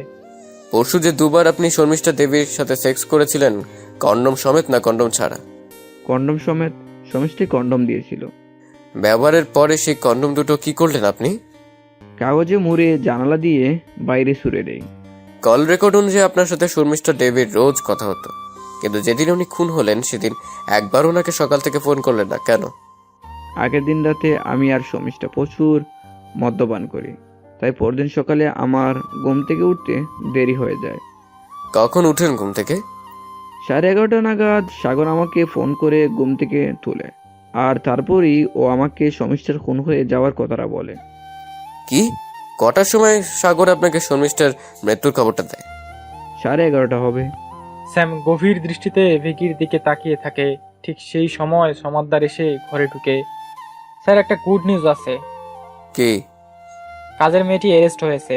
সোনার গয়না সব উদ্ধার হয়েছে। কোথায় ছিল এতদিন? গোবিন্দপুর বস্তিতে ওর প্রেমিকের বাড়িতে গা ঢাকা দিয়েছিল এতদিন। আজ সকালে ইনফরমারের কাছ থেকে খবর পেয়ে অসিত মাল ওকে অ্যারেস্ট করে নিয়ে আসে। কোথায় এখন মেয়েটি? লক আপে ঢুকিয়ে দিয়েছি। নিয়ে আসো জলদি, আর একে নিয়ে যাও। Okay sir. ভিকিকে নিয়ে সমাদদার বেরিয়ে যায়। খানিকক্ষণের মধ্যেই কাজের মেয়েটিকে নিয়ে এসে উপস্থিত হয়। আমি খুন করিনি স্যার, দিব্যি বলছি। খুন করিসনি তো কি করেছিস? মেয়েটি ভয়ের চোটে কাঁদতে শুরু করে দেয়। সমাদদার মেয়েটির উপর চিৎকার করে ওঠে। বেশ খানিকক্ষণ পরে মেয়েটি মুখ খোলে। বৌদি আমার কাছে বাড়ির একটা ডুপ্লিকেট চাবি দিয়ে রেখেছিল। আমি আমার সময় মতন এসে ঘরের কাজ করে দিয়ে চলে যেতাম। সেদিন কি? সেদিন অনেকবার বেল মারলাম, বৌদি দরজা খুললো না কিছুতেই। আমি তখন ডুপ্লিকেট চাবি দিয়ে দরজা খুলে ভিতরে ঢুকলাম। শোয়ার ঘরে ঢুকে দেখি বৌদি চিত হয়ে মরে পড়ে আছে। আমি খুব ভয় পেয়ে গেলাম, কিন্তু বৌদির গায়ের গয়নাগুলো দেখে লোভ সামলাতে পারলাম না। আমি সব গয়না খুলে নিয়ে দরজা টেনে বেরিয়ে পড়লাম। কটার সময়? 11টা, 11:30 হবে। তুমি জানতে না যে পালালে তোমাকে এই সন্দেহ করা হবে? জানতাম, কিন্তু আমি সিঁড়ি দিয়ে নামার সময় আমি 3 তলার সাগরদার মুখোমুখি হয়ে যাই। তখন আমার মনে হয় পুলিশ যখন আসবে তখন তো সাগরদা পুলিশকে বলে দিবে যে আমি ফ্ল্যাটে কাজে এসেছিলাম। তখন তো সব দোষ আমার ঘাড়ে এসে পড়বে। সেই ভয়ে আমি পালাই। ঠিক আছে, তুমি যাও। মেয়েটি চোখের জল মুছতে মুছতে উঠে বেরিয়ে চলে গেল। সমাদদার মেয়েটিকে লকআপে ঢুকিয়ে আবার ফেরত এলো। বসো সমাদার, কনভার্ট ফ্লুইডের রিপোর্ট কখন আসবে? আজ সন্ধ্যায়। আর একজনের মেডিকেল করাতে হবে আপনাকে। কার স্যার? 3 তলার সাগরের। সমাদদার অবাক হয়ে স্যামের দিকে তাকিয়ে থাকে। তারপর বলে, ওর বিরুদ্ধে কি এভিডেন্স আছে স্যার? সেটা আমি সন্ধ্যায় মেডিকেল রিপোর্ট হাতে পাওয়ার পরেই বলবো। তুমি এখন যাও, ঘাট ধরে ছেলেটাকে এখানে তুলে নিয়ে এসো। তারপর বেশ খানিকক্ষণ ধরে ওকে জেরা করে ওকে হাসপাতালে নিয়ে যাও। তারপর ফেরত এসে ছেলেটাকে থানায় বসিয়ে রাখো। সন্ধ্যার মধ্যে আমার সবার মেডিকেল রিপোর্ট চাই। আর হ্যাঁ, সৌম্য, কাজের মেয়েটি, ভিকি আর সাগর সবাইকে আলাদা আলাদা রাখবে। কেউ যেন কারোর সাথে কোনো কথা বলতে না পারে। ঠিক আছে স্যার। আমি এখন বেরোলাম সমাদার, বাড়ি থেকে একটু ঘুমাবো। 2 রাত্রির আমি ঘুমোতে পারিনি।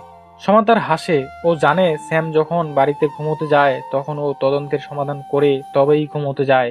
স্যাম হালকা চালে থানা থেকে বেরিয়ে গাড়িতে উঠে বসে। ড্রাইভার অনন্ত স্যামের দিকে তাকিয়ে হালকা হেসে গাড়ি স্টার্ট দিয়ে দেয়। সন্ধ্যে 7টার সময় স্যাম থানায় ফেরে। কেবিনের দরজা ঠেলে নিজের কেবিনে ঢুকতেই সমাদদার এসে উপস্থিত হয়। হাতে 3টে মুখ বন্ধ খাম। স্যাম খাম 3টে হাতে নিয়ে একে একে রিপোর্টগুলো বের করে। রিপোর্টগুলো পড়ে স্যামের মুখে হাসি ফুটে ওঠে। তারপর বলে, 4 জনকে কেবিনে নিয়ে আসো। ঠিক আছে স্যার। হাসি হাসি মুখে সমাদদার বেরিয়ে যায়। খানিক পরে একে একে 4 জন কেবিনে এসে ঢুকে। সৌম্য, ভিকি, কাজের মেয়েটি এবং সাগর। স্যাম চোখের ইশারা করতেই ওরা চেয়ারে বসে পড়ে। সমাদদার ওদের পিছনে হাসি মুখে দাঁড়িয়ে থাকে। স্যাম ওদের প্রত্যেককেই ভালোভাবে একবার দেখে নেয়। তারপর বলে, গতকাল সকাল 10টা থেকে 11টার মধ্যে মিসেস শর্মিষ্ঠা সেন খুন হন, আর খুনি আপনাদের 4 জনের মধ্যে একজন। স্যাম সবার চোখে চোখ রাখে একবার করে। সবাই নিরুত্তম মুখে স্যামের দিকে তাকিয়ে থাকে। কেবলমাত্র কাজের মেয়েটির চোখে মুখে একটু চাঞ্চল্য লক্ষ্য করা যায়। আপনাদের মধ্যে যে খুনি সেজে নিজেই নিজের অপরাধ স্বীকার করে নেবেন, নাকি আমাকে স্বীকারোক্তি আদায় করে নিতে হবে? সবাই নিশ্চুপ। স্যাম আবার শুরু করে, শর্মিষ্ঠা দেবীর এবং সৌম্য বাবুর বিয়ে হয়েছে প্রায় 6 বছর আগে। সৌম্যবাবু এবং তার পরিবার অসম্ভব রক্ষণশীল মানসিকতা। শর্মিষ্ঠা দেবী গ্রামের মেয়ে হলেও নিজের জীবনটাকে উনি খোলামেলাভাবে উপভোগ করতে চান, কিন্তু সেটা না করতে পেরে রক্ষণশীল গোড়া সৌম্য বাবুর সাথে দাম্পত্যে উনি হাঁপিয়ে ওঠেন। অবশেষে নিজের এই জীবন থেকে মুক্তির জন্য উনি ধীরে ধীরে বিভিন্ন জায়গায় বিভিন্ন পুরুষের সাথে সম্পর্কে জড়িয়ে পড়েন। এভাবে একদিন সাগর বাবুর বাড়ির অনুষ্ঠানে ভিকি সিং এর সাথে ওনার সম্পর্ক তৈরি হয়। ওনারা অবাধ মেলামেশা করতে থাকেন। সৌম্যবাবু যখনই কোনো অফিসিয়াল ট্যুরে যেতেন, ভিকি শর্মিষ্ঠার ফ্ল্যাটে এসে উপস্থিত হতো। ফ্ল্যাটে আসার সময় উনি সাগর বাবুর ফ্ল্যাটে যাচ্ছেন বলে বাড়ির ভেতরে ঢুকতেন।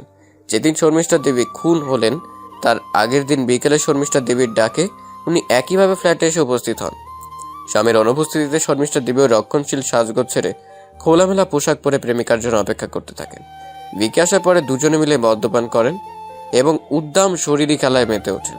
ওদের মিলনের সময় শর্মিষ্ঠা দেবী নিজেই সৌম্য ও কন্ডোমের প্যাকেট থেকে দুখানি কন্ডোম ভিকিকে ব্যবহার করতে দেন। ব্যবহারের পরে ভিকি কন্ডোম দুটি রাস্তায় ফেলে দেন। রাত্রে 11টা নাগাদ ভিকি চলে যাওয়ার পরে শর্মিষ্ঠা দেবী আবার রক্ষণশীল তাঁতের শাড়ির মোড়কে ঢুকে যান। কথাগুলো বলে ভিকি সিং এর দিকে তাকায় স্যাম। কি ভিকি সিং, ঠিক বলছি তো? ভিকি মাথা নাড়িয়ে সম্মতি দেয়। স্যাম আবার শুরু করে, বাড়ির ভিতরে যখনই কারোর সাথে যৌন মিলনে লিপ্ত হতেন শর্মিষ্ঠা দেবী, প্রতিবারই সৌম্যর কন্ডোমের বক্স থেকে প্রেমিককে কন্ডোম বের করে দিতেন উনি। এর ফলে কন্ডোমের হিসেবে একটা গোলমাল হয়। সৌম্য যার ফলে নিজের স্ত্রীকে সন্দেহ করতে শুরু করে এবং একটি ডায়েরিতে কন্ডোমের হিসেব লিখে রাখতেও শুরু করে। গতকাল সকালে শর্মিষ্ঠা দেবীর ফ্ল্যাটে আরেকজন প্রেমিক আসেন। শর্মিষ্ঠা দেবী তার সাথেও যৌনতায় মেতে ওঠেন, কিন্তু সেই প্রেমিকটি একটি ভুল করে বসেন। ব্যবহারের পরে উনি কন্ডোমটি বাথরুমের ডাস্টবিনে ফেলেন। এরপর কোনো একটি ভীষণ কারণে প্রেমিকটি শর্মিষ্ঠা দেবীকে বালিশ চাপা দিয়ে খুন করেন এবং বাইরের দরজার লক টেনে দিয়ে চলে যান। ইতিমধ্যে কাজের মেয়েটি রোজকার কাজ করতে ফ্ল্যাটে এসে উপস্থিত হয়, কিন্তু কারোর কোনো সাড়া শব্দ না পেয়ে ওর কাছে থাকা ফ্ল্যাটের ডুপ্লিকেট চাবিতে দরজা খুলে ফ্ল্যাটে ঢোকে। এরপর বেডরুমে ঢুকে শর্মিষ্ঠা দেবীর মৃতদেহ দেখতে পায়। গয়নার উপরে কাজের মেয়েটির বরাবর লোভ ছিল। ও চুপচাপ মৃতদেহ শরীর থেকে গয়না খুলে নিয়ে ফ্ল্যাট থেকে বেরিয়ে আসে। ফ্ল্যাট থেকে বেরোনোর সময় ওর সাথে সাগর বাবুর মুখোমুখি হয়েছে। এরপর কাজের মেয়েটি ভয় পেয়ে গয়না নিয়ে চম্পট দেয়। কথাগুলো বলে স্যাম তাকায় কাজের মেয়েটির দিকে। মেয়েটি ওর মাথা নিচু করে নেয়। স্যাম আরও বলতে থাকে, এদিকে দিল্লির কাজ মিটিয়ে সৌম্যবাবু গতকাল সকালে ফিরে আসেন। ওনার কাছে প্রচুর ক্যাশ পেমেন্ট ছিল। অফিসে ঢোকার পরে সেই ক্যাশ পেমেন্ট ব্যাংকে জমা করার জন্য উনি পেছনে সিঁড়ি দিয়ে অফিস থেকে বেরোন। ক্যাশ জমা করার পরে উনি ওনার স্ত্রীকে হাতে নাতে ধরার জন্য ওলা বুক করে নিজের ফ্ল্যাটে এসে পৌঁছান। ফ্ল্যাটে ঢুকে উনি ওনার স্ত্রীর মৃতদেহ দেখে চমকে ওঠেন। যেহেতু উনি অফিসের কাজে বেরিয়ে এখানে এসেছিলেন, তাই তখন আর উনি পুলিশে ফোন করেন না। উনি চুপচাপ ফ্ল্যাট থেকে অফিসে ফিরে যান। এরপর দুপুর 1টা নাগাদ উনি বায়োমেট্রিক ডিপার্চার করে বাড়িতে ফেরেন এবং পুলিশে খবর দেন। কথাগুলো বলে স্যাম সৌম্যর দিকে একবার তাকায়, তারপর বলে, এবার আমার কাজ হলো যে প্রেমিকটি সকালবেলা শর্মিষ্ঠা দেবীর ফ্ল্যাটে গিয়ে ওনাকে খুন করেছে তাকে গ্রেপ্তার করা। কথাটা শুনেই উপস্থিত সবাই সোজা হয়ে বসে। স্যাম সাগরের দিকে কঠিনভাবে তাকায়। বলুন সাগর বাবু, কেন খুন করলেন শর্মিষ্ঠা দেবীকে? সাগর চমকে উঠে, আমি খুন করিনি। আপনি খুন না করলে আপনি জানলেন কিভাবে যে শর্মিষ্ঠা দেবী খুন হয়েছে? আমি জানতাম না, পুলিশ আসার পরে আমি জানতে পারি। মিথ্যে কথা। আপনি সকাল 11:30টার সময় আপনার বন্ধু ভিকি সিংকে ফোন করে শর্মিষ্ঠা দেবীর খুনের সংবাদ জানান। শুধু তাই নয়, আপনি ওকে কলকাতা ছেড়ে পালানোর পরামর্শ দেন। মিথ্যে কথা। মোবাইলের কল লিস্টটি প্রমাণ যে সকাল 11:30টার সময় আপনি ভিকি সিংকে ফোন করেছিলেন। হ্যাঁ, ফোন করেছিলাম, কিন্তু শর্মিষ্ঠার খুন হয়ে যাওয়ার কথা আমি বলিনি। আপনি অযথা মিথ্যে বলছেন সাগর। ভিকির মোবাইলটি আমরা বাজেয়াপ্ত করেছি। আপনার হয়তো জানা নেই যে ওর মোবাইলের সমস্ত কথাবার্তা নিজে থেকে রেকর্ড হয়েছে। আমরা সেখান থেকে আপনার এবং ভিকির সমস্ত কথা শুনেছি, যেখানে সকাল 11:30টার সময় আপনি ভিকিকে ফোন করে শর্মিষ্ঠা দেবীর খুনের কথা জানাচ্ছেন এবং ওকে পালানোর পরামর্শ দিচ্ছেন। কি করে তখন আপনি জানলেন যে শর্মিষ্ঠা দেবী খুন হয়েছে? বলুন, বলুন সবার সামনে। মিথ্যে, মিথ্যে, সব মিথ্যে, চিৎকার করে উঠে সাগর। স্যাম সাথে সাথে চেয়ার ছেড়ে উঠে দাঁড়িয়ে সাগরের চুলের মুঠি চেপে ধরে, তারপর ওর গালে একটা সপাটে থাপ্পড় মেরে হিস হিসে গলায় বলে উঠে, শর্মিষ্ঠা দেবীর বাথরুমে যে কন্ডোমটা পাওয়া গেছে তার ভেতরে ফ্লুইডটা আপনার ছিল সাগর। মেডিকেল রিপোর্ট তাই বলছে। সেই কন্ডোমটা শর্মিষ্ঠা দেবীর শরীরেও প্রবেশ করানো হয়েছিল। শর্মিষ্ঠা দেবীর দেহ রস সেই কন্ডোমের গায়ে পাওয়া গেছে। এর থেকে এটাই প্রমাণিত হয় যে আপনি এবং শর্মিষ্ঠা দেবী সেদিন যৌন সঙ্গম করেছিলেন এবং তারপরে আপনি ওকে খুন করেন। আপনি ধরা পড়ে গেছেন সাগর। নিজেকে এরপর যত লুকানোর চেষ্টা করবেন আপনি ততই নিজের জালে নিজে জড়াবেন। বলুন, আপনি কেন খুন করলেন? বলুন। প্রবল চাপের মুখে সাগর টেবিলের উপর ঝুঁকে পড়ে। ওর মুখটা ধীরে ধীরে কঠিন হয়ে ওঠে। এক অদ্ভুত জিজ্ঞাসা ওর চোখে মুখে এসে জমা হয়। তারপর ধীরে ধীরে সব কথা বলতে থাকে। শর্মিষ্ঠা একজন চরিত্রহীনা মহিলা ছিল। বহু পুরুষের সাথে বিভিন্ন সময় ওর সম্পর্ক ছিল। এমনকি আমার বন্ধু ভিকিকেও ও নিজের জালে ফাঁসিয়ে নিয়েছিল। ভিকির সাথে ওর সম্পর্ক তৈরি হওয়ার পরেই আমার মধ্যেও ওকে শারীরিকভাবে পাওয়ার একটা চাহিদা তৈরি হয়। আমিও তখন ওর পিছনে সময় দিতে শুরু করি। এরপর ভিকির পাশাপাশি ও আমার সাথেও শারীরিক সম্পর্কে জড়িয়ে পড়ে। আমি প্রাণ ভরে ওর শরীরের আস্বাদ নিতে থাকি, ওর পেছনে খরচাও করতে থাকি দেদার। এমনকি ওকে একটা হীরের নেকলেসও আমি উপহার দেই। এরপরেই আমি চাপ দিতে থাকি ভিকিকে ছেড়ে বেরিয়ে আসার জন্য, কিন্তু ও ভিকিকে ছাড়তে কিছুতেই রাজি ছিল না। এরপর গতকাল সকালে শারীরিক সম্পর্কের পরে আমি ওকে চেপে ধরি শুধুমাত্র আমার সাথেই সম্পর্ক রাখার জন্য, কিন্তু ও রাজি হয় না। উল্টো ও আমায় জানায় যে একটা সময়ের পরে ও আর ভিকি বিয়ে করবে। আমার মাথায় আগুন জ্বলে উঠে। আমি আমার হীরের নেকলেস ফেরত চাই, কিন্তু ও সেটা ফেরত দিতে অস্বীকার করে। সেই সময় প্রবল কথা কাটাকাটির মধ্যে আমি উত্তেজনার বশে ওকে বালিশ চাপা দিয়ে খুন করি। কথাগুলো বলতে বলতে এর আগে উত্তেজনায় সাগরের মুখ লাল হয়ে ওঠে। খুনটা করেই আমি নিজের ভুল বুঝতে পারি, কিন্তু কি করব বুঝে উঠতে পারি না। সিঁড়ি দিয়ে বারবার উপর নিচ করতে থাকি।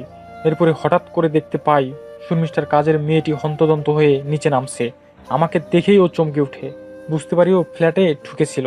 ও সব জেনে গেছে। সাথে সাথে আমি ভিকিকে ফোন করে পালাতে বলি। আমি জানতাম কল টেকর ধরে পুলিশ ভিকির কাছে পৌঁছাবেই, আর ও যদি কলকাতা ছেড়ে পালায় তাহলে পুলিশের দৃঢ় সন্দেহ হবে যে ভিকি শর্মিষ্ঠাকে খুন করে পালিয়েছে। কথাগুলো বলে খানিকক্ষণ চুপ করে থাকে সাগর। তারপর বলে, হ্যাঁ হ্যাঁ হ্যাঁ, আমি খুন করেছি শর্মিষ্ঠাকে। ওর মতন থকাবাজ মেয়ের মরে যাওয়াই ভালো। কথাগুলো বলে টেবিলে মাথা রেখে হাত দিয়ে দুম দুম